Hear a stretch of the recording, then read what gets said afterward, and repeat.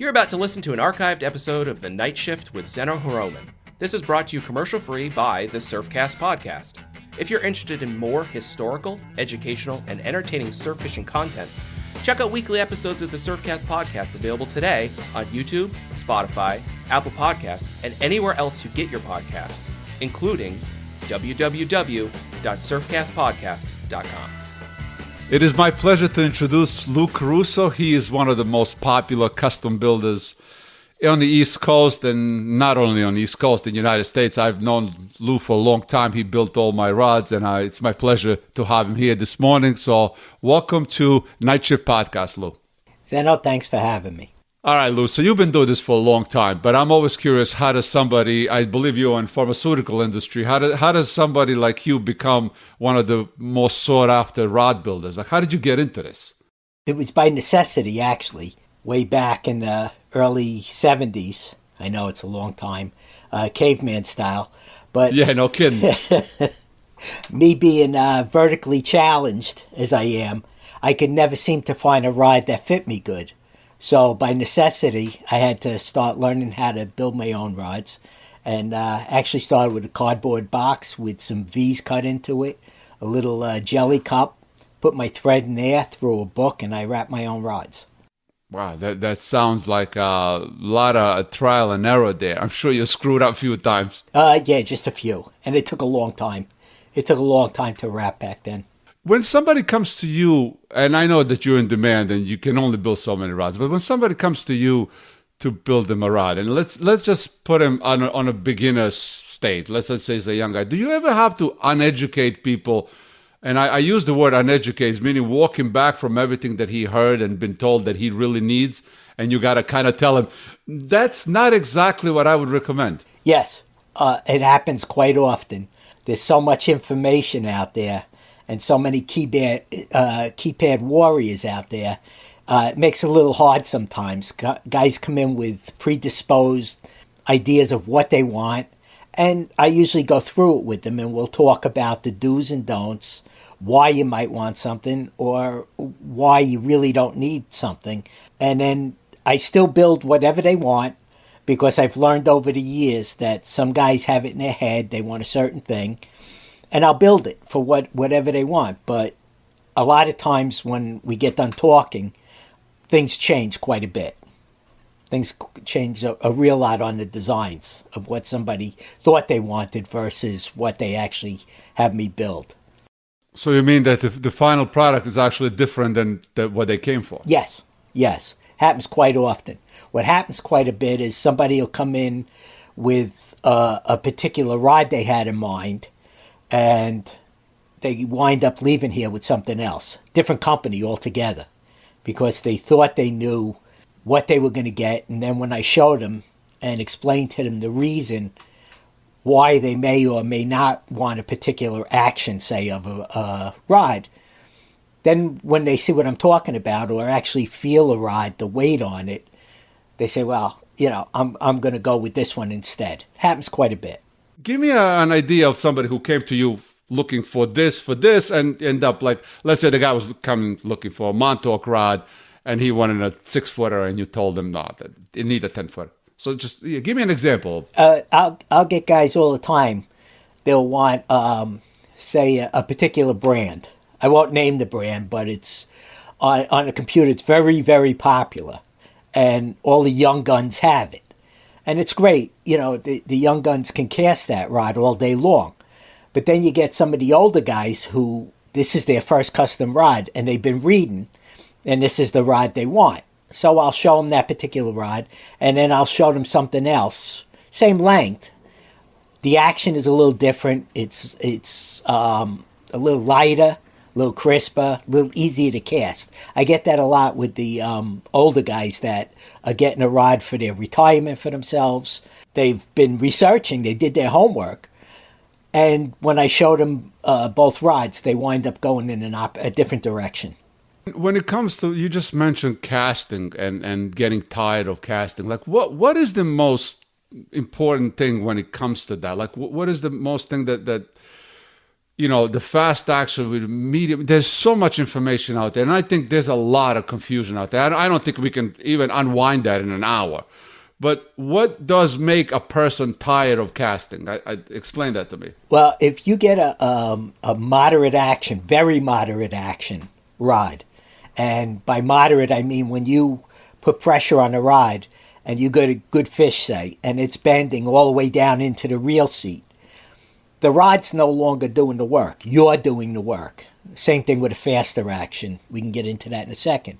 But with a moderate action rod, you're working a lot harder to make a cast. So all day long you're casting. You have to put a lot more effort in to get the distance you want to get and get the power you want to get behind that rod because it's bending all the way down. When you have some of the newer style rods, a moderate action, the power band is a little bit stronger. So what happens is the rod is doing most of the work on your cast. And if you put too much effort into it, the rod actually casts like crap. All right, because you're putting too much pressure. I no comment. I've learned the hard way. I won't get into any particular person. Yeah, I felt like an asshole a bunch of times on the beach going like, this shit doesn't cast 20 yards. Why is it $700? Right, exactly. And you and I found that out firsthand when the rods first started coming out, all the newer designs. If you recall, you and I had a fast action rod. And it was the belle of the ball because there was nothing else out there. And I mean, it cast like a rocket. And you and I went down and your first cast like a piece of crap. I'll never forget that. And we were on video. It still casts like that if you cast like me. That's the thing. See, that's the thing. It's like people are constantly saying this is what you need. You need what fits your style. I don't understand this need to buy shit that doesn't fit you. Yeah, this is true. I mean, if you don't want to, look like Liberace, then just don't wear fucking clothes. Just buy whatever fits you. If your style's a hippie style. I mean, my point is what you just mentioned is we had, I think this was a Legends when they first came out or whatever it was. I don't even remember. But I'm a sloppy caster. Everybody knows that. And what you mentioned before was you actually probably, to me, you were describing GSPs, the originals.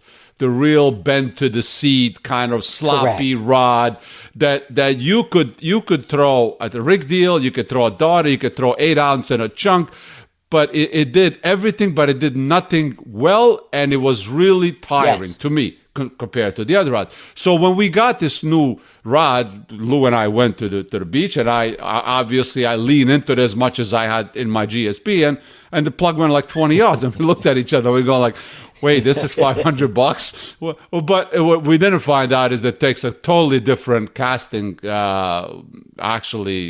style to get most out of those rods. And that's one of the things a lot of people want the newer rods. And then when I get it to them, the first thing I do is we go over casting. And from the time they leave my shop till they get to the beach, everything we've talked about is out the window. They forget. And they go back to their Lamy style, and I'll usually get an email or a phone call, and I laugh. And I'll say to them, okay, let's try this again. Now, what I told you about laying in, and I always tell people, when you have a newer rod, the newer stuff, what you want to do is you want to flick it. And then you want to flick it a little more power. And you'll get to a point fairly quick where it's casting like a rocket, and then you'll put a little more into it, and you don't even think it's possible that you hit your maximum, and all of a sudden your casts start coming back at you. They're getting shorter because you're putting too much into your cast. It's amazing, the newer rods, how easy they actually cast to get distance on them. Yeah, so that's very interesting because the guys that are growing up leaning into the rods to get most out of it. Listen, I remember Doc Muller made me a first rod, or he recommended, I think it was SB 108 or 138. It was one of these spaghetti rods. I think Rich Johnson used to use it on those fishing shows that he had. I mean, that stuff like, with a pencil popper, like you started going once and the rod would go on for an hour on its own. You could just smoke a cigarette and have a cup of coffee. That rod would just go back. It was that sloppy. Unlike the stuff that you have now where you just said, you get to that point where you're getting maximum distance out of the rod very quickly without exerting yourself. Now, what is the cons of that kind of action? Well, for the guy who likes to go out, and you have to be honest with yourself, do you really go out and fish 30 knot winds in your face? All right? Because most of these rods won't power as well as a Lamy. Okay, when it comes to that casting, that's the only upside to me anyway, because I don't cast like I used to anymore. I'm still torn up from, like you say, throwing the old super cutter blanks, the old Lama Glass super cutters. They used to tear you up, and now you're getting older, you pay the price. It's harder to punch a plug with some of the newer stuff. I mean, you can still cast, and most of the time when you have a 30 knot wind in your face, the fish are at your feet anyway. That's the thing I try to explain to guys, is you don't have to cast a mile anymore. The fish are in closer because you got the wind in your face, it's pushing the fish in, and usually they're right there.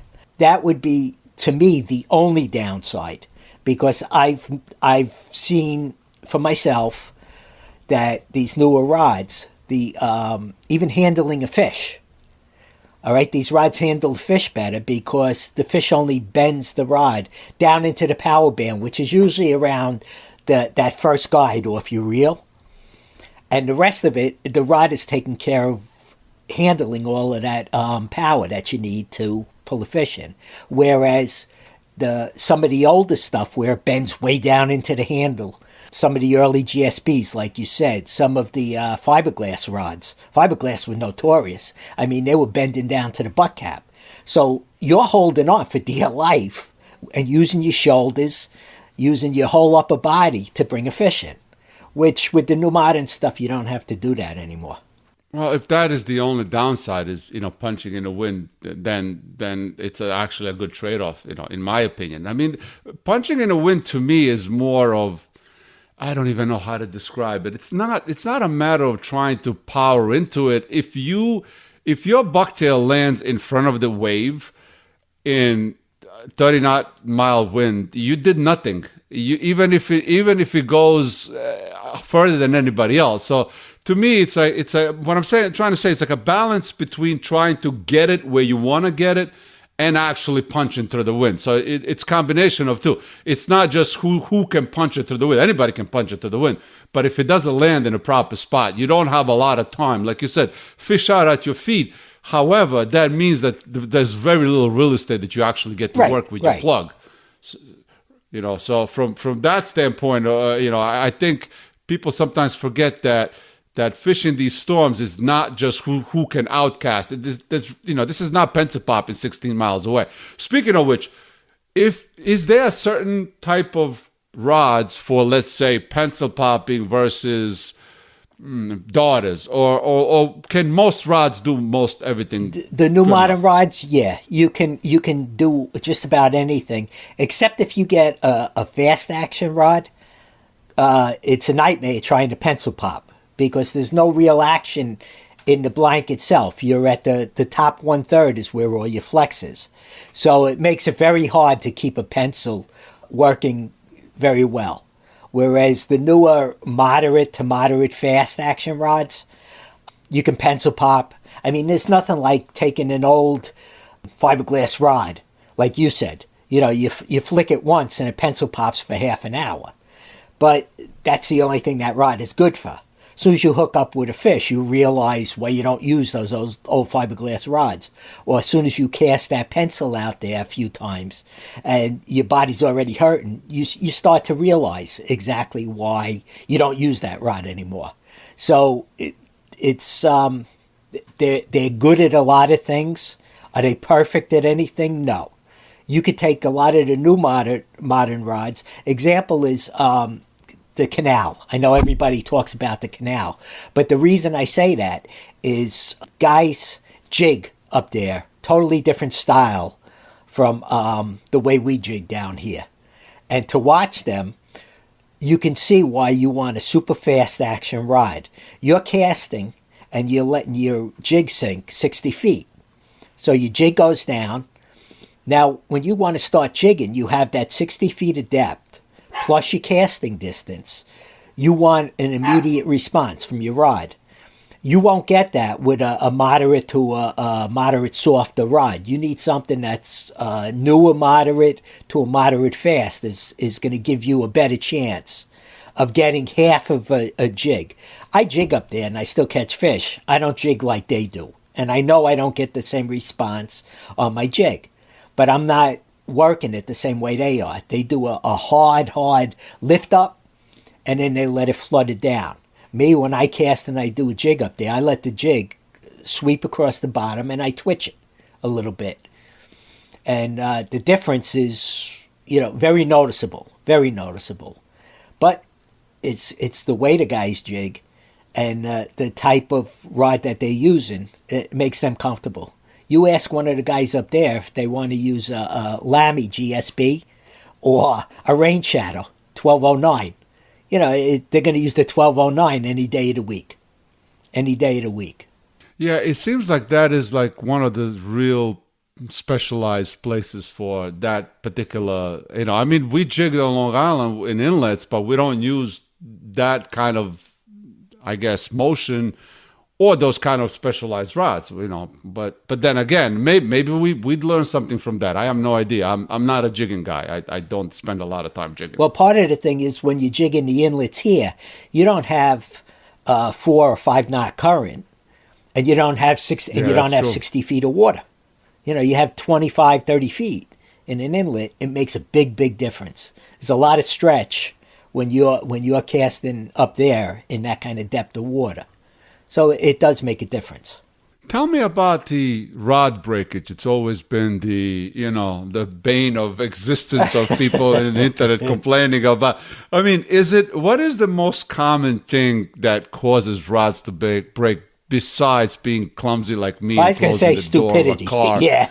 Well, I was going to say 99%, but like, what are the things to avoid for people that are getting into the sport? Like, what would you recommend that they avoid in order to minimize it? Listen, this is a funny story. I'm in Montauk with Lenny. We're fishing under the lighthouse. It was one of those nights where I just kept falling, okay? And I fell on my rod like 4 times. The rod was fine. I was like, I can't believe this rod didn't break. Week later, I'm on a sandy beach. I make a cast. The rod folds in half. I'm like, oh, stupid rod. I mean, it could have been a million things, So, but in a normal time, I know there's a fish handling, casting, all these other stuff that are normal, that you probably are more aware than I am what you shouldn't do. Right. A few things you don't want to do is you never want your bucktail or lure rubbing against the rod. The hooks, people don't realize they hook it onto a guide, but they're using a treble hook, and that second hook on the guide is rubbing against the blank. So you have contact over there, or you have the bucktail slamming against it. We all know somebody, classic example, if you recall, somebody had done it out of Montauk and it did the video. And like you say, the next time out, it was an oh shit. The rod folded over for no reason. It looked like he was casting a 1.5 ounce bucktail and the rod just folded. And it was because of what went on before. That's a big, big problem. Guys will be standing on a rock, reeling in fish, and they're not big fish, 8-10 pound fish, but they're lifting them up. You can't do that. You can't lift a fish directly in front of you. The arc on that rod is so acute that if you don't break the rod right on the spot, you've already compromised all the fibers inside that you can't see.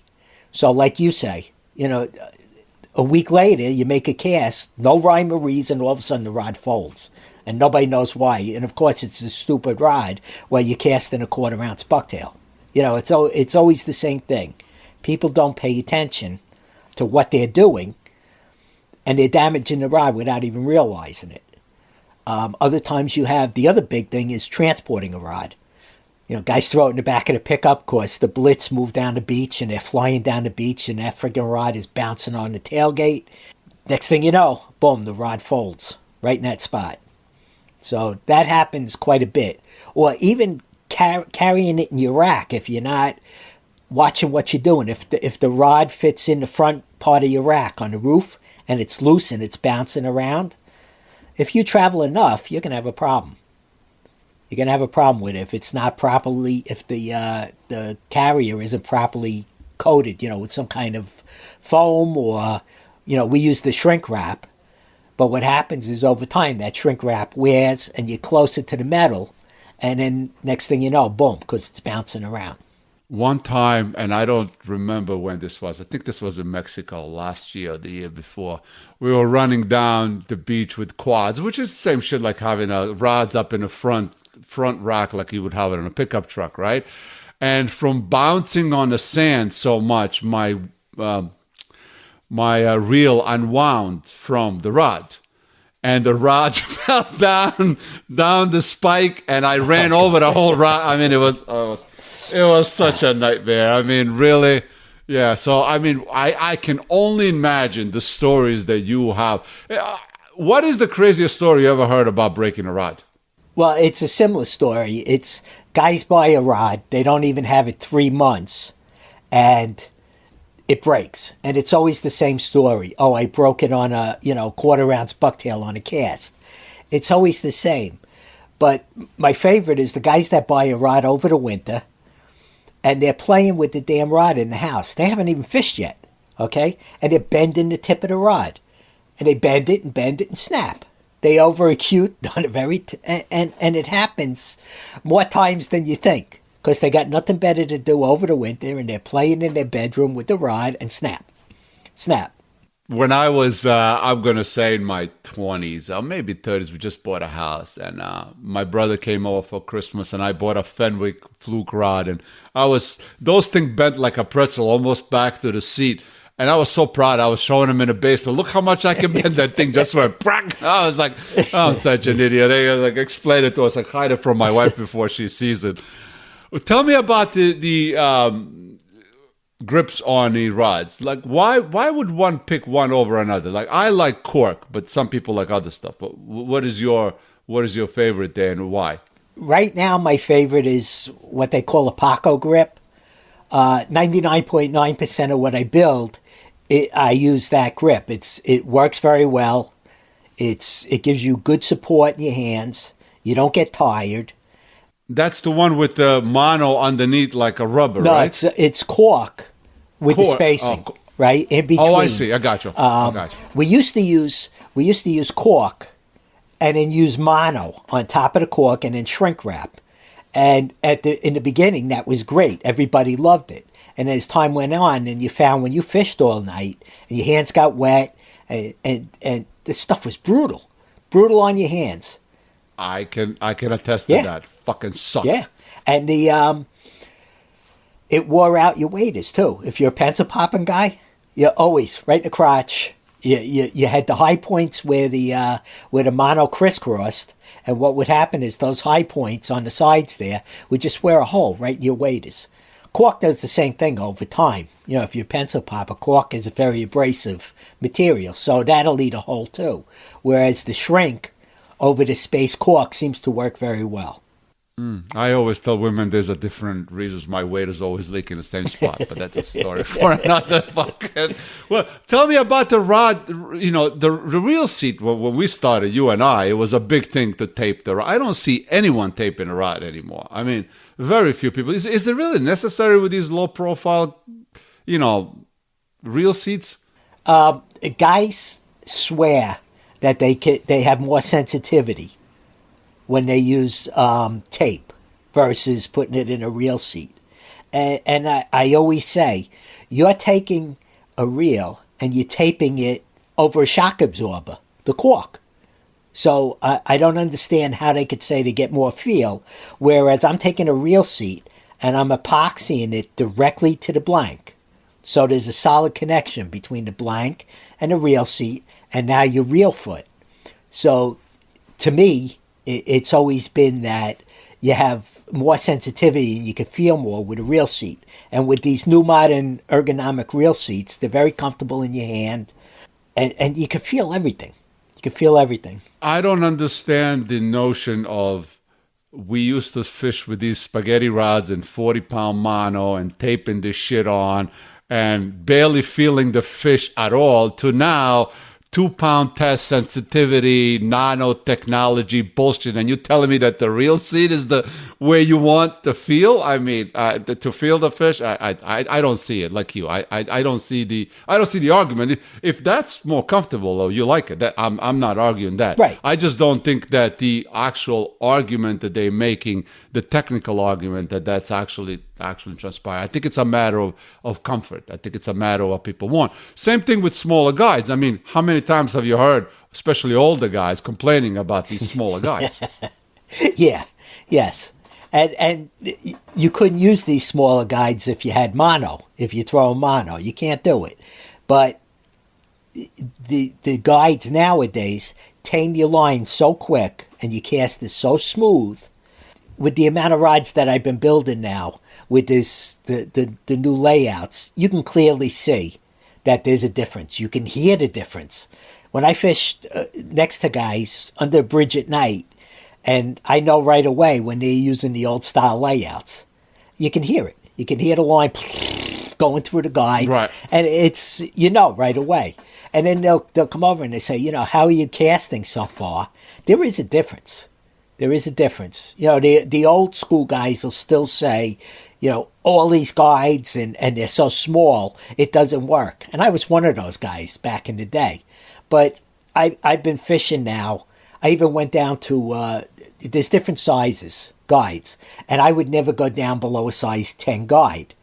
And now I go down to 8s. And I still don't seem to have a problem with the problems that we had with the red mungweed that gets caught up. It's going to get caught in an 8. It's going to get caught in a 10. It gets caught in a 12. That mung just clings on to everything. So when it's there, you're going to get hit with it.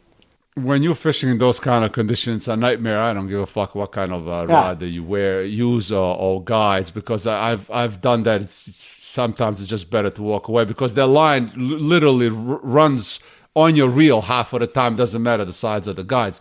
And the other argument was, and this is really a silly argument, that the small guides are actually making loop knots or whatever, that more line. That's another silly thing, because we all know that the reel is the only thing that causes the wind knots or whatever you say, overspooling or not laying properly and all that other stuff. But the other thing was, I do have an issue with tying line or stringing the line through the guides at night because I don't see well anymore. Me neither. So that is when you're in a rock, in somewhere, and you got to the rock and you're trying to do that at night, you got to put your rod in the water. That's a pain in the ass. And this is for anyone. I don't care how well you see or not. So that is a little bit, I always find a little bit of a challenging, but not enough for me to change that. I think that's a much better product now than what we used to. Right. I was just going to go back to one of the things that we were talking about a few minutes ago was taping on the reel. And any of the old timers on here know why you really tape the reel on versus what it's become today with the sensitivity.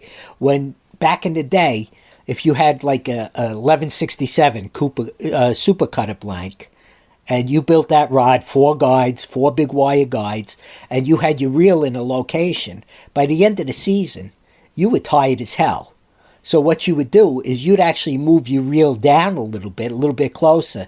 It changed all the physics on your entire body, and it made it more bearable to use that rod towards the end of the season. And that was a common thing back in the day, that people would actually move that reel location towards the end of the season, and you'd be starting fresh. You use different muscles, and you weren't as fatigued and hurting as much. So what you're saying is custom building. It's really a lot more than it meets the eye. Just making the pretty wrap, or give me the purple over yellow wrap and put a little fish on it. So there's some thinking going in there, like where do you place the reel and all that other stuff. Oh, correct. Yeah, you can really, really ruin a perfectly good, pay $650 for a rod, and because the previous rod you had, someone decided, predetermined without even having you test cast or anything else, predetermine where your reel should go. And one of the guys in your club, shorter guy with short arms, his rods were built for somebody like you, with gorilla arms, where you longer arms, and he would never get the casts he was looking for.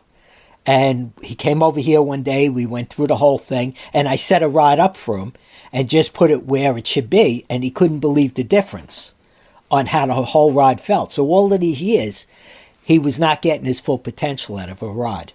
That's a very common thing is, you buy a factory rod, they're all set at 24 inches. And if you're a short guy like me, my reel seat is at 23 all day long.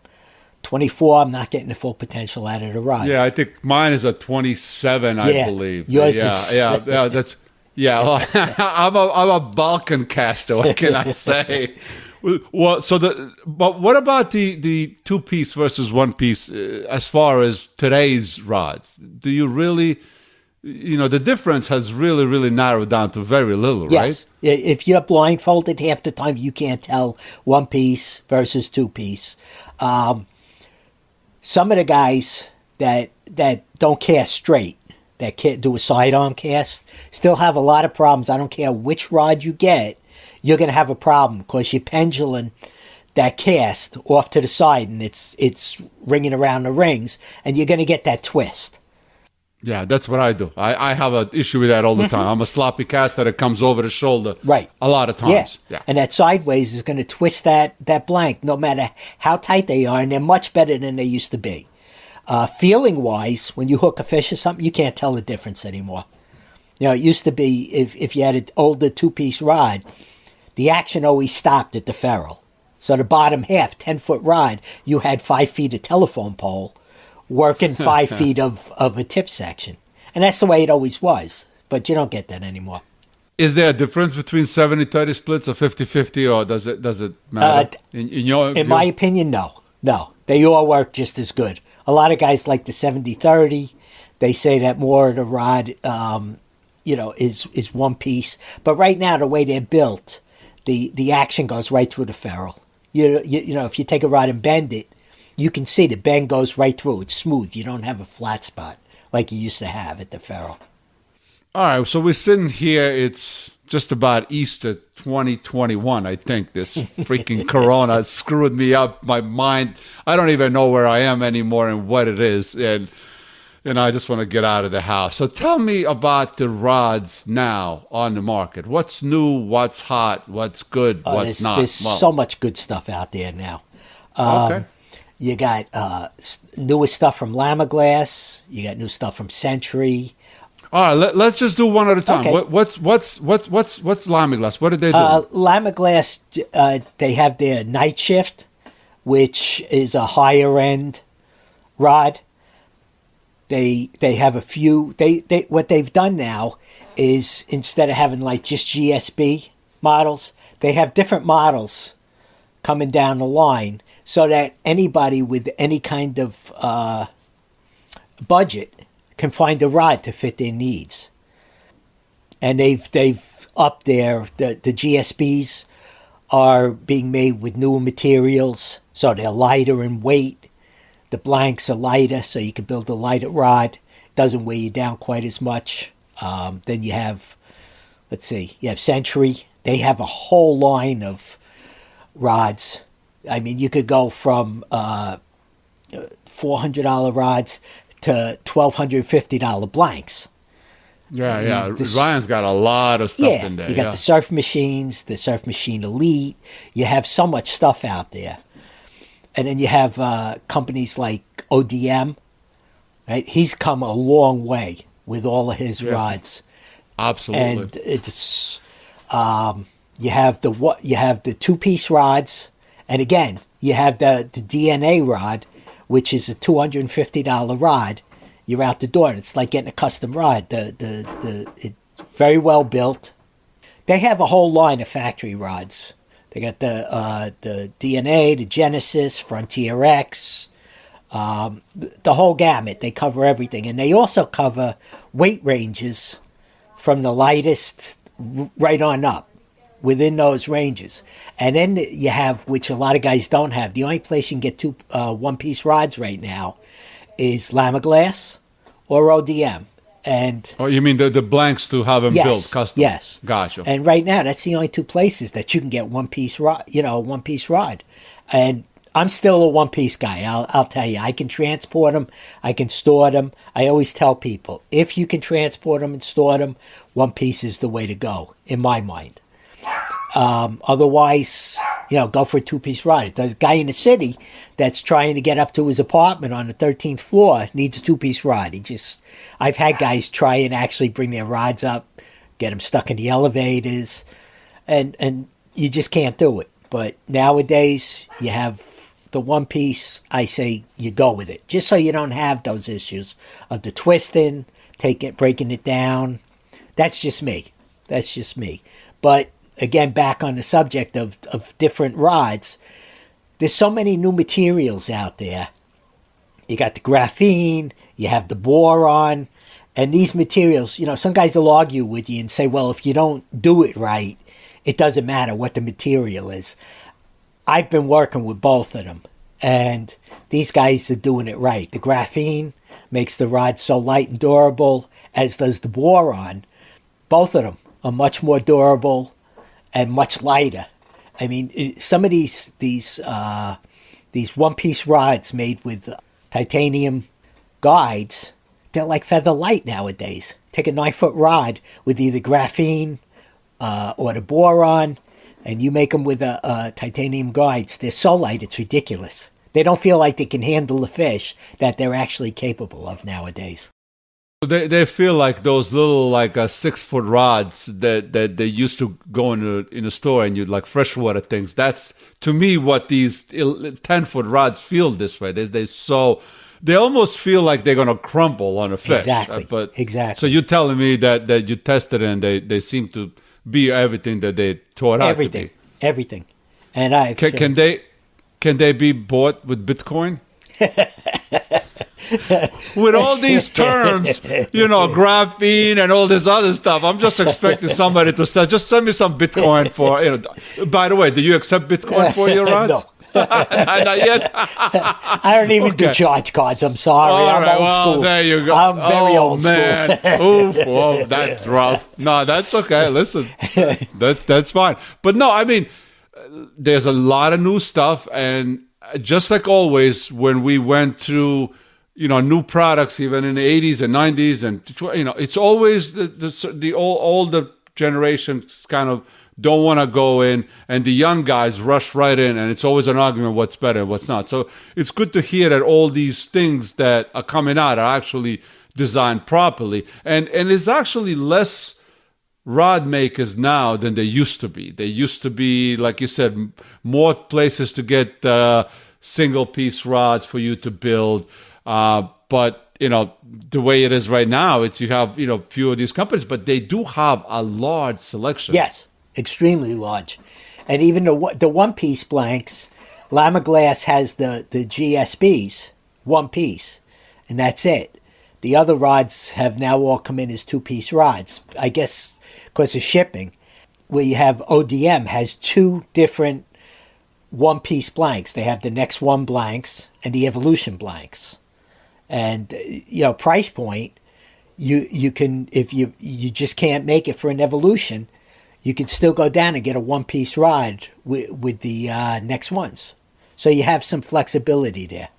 Yeah, and then you have company like Tsunami, which also has a great entry-level rod. Oh, sure. All of those, Elite? Yeah. You have Tsunami still has a whole bunch. They've been quiet lately, I guess, because we don't do the shows. You don't see as much, going on, and that has a lot to do. But yeah, they have excellent entry level rods also. Yeah, and I think even like companies like J&H is starting their own line of private label rods, or maybe other companies are too, or bait shops. It's fairly easy these days to kind of do that, right? Yeah. I don't know about... The problem with that is you don't always know where those blanks are coming from, because I can go to a company down in Pennsylvania right now, and I can have him make rods and put my name on them. And you don't know where your blanks are coming from. You know, as the owner of the company knows what the blanks are, but the end customer doesn't always know. Gotcha. Why there's no Lou Caruso rods on the market? No, Lou Caruso wouldn't do that. No, Come on. No, I've never been one to do that. I don't put my name on my rods. I was going to say your name in lights. You don't like that? No. That's not me. You know me. I'm a quiet kind of guy. That's not me. What is the best thing that happened to you because of rod building? You know, when I started doing this, I started building because guys were asking me, and I was buy all the parts and build them rods. And you're buying everything retail, and it was costing a fortune. So I decided to start the company and started getting everything wholesale, doing it the proper way. And the more I got into it, the more I started enjoying just the camaraderie, the back and forth with these people. I've made so many friends over the years, all over, up and down the coast, California. I have a friend, he was from here, but now he's in California. I've made so many friends and just enjoy the hell out of it. It's more the camaraderie than actually building rods. I mean, don't get me wrong. The money's nice, but I'm not in it for the money by any stretch of the imagination. And it's been so much fun doing this, working with people. I think the best thing I've seen from this is when we were up in Rhode Island 2 years ago, and those guys were coming up to us, because I had never met them. I mean, here on the South Shore, I know most of the people. I've run into them on the beach. We talk all the time. It's all local. But when a whole group of people that I've never been face-to-face with were coming up to us and saying how much they enjoyed the videos we've done to help them, the videos on rod building, all of that stuff just made my day. You know, I found that so enriching to myself. Well, we're going to pencil you for the next year's show. Hopefully, if they open. Because you were the big star at that show. For those of you that don't know, we took Lou with us to, I think it was a New England show. It's a 3-day show in Rhode Island, and so many people came to our booth just to meet Lou that Tommy and I said, why are we even here? Lou's like a superstar. So that was great. Listen, you are a wonderful guy. You built my rods and hundreds of guys that I know, and I do appreciate you joining us this morning and chit-chatting with us about the rods. So thank you so much, Lou. Thanks for having me again, Senna. It was great to be here.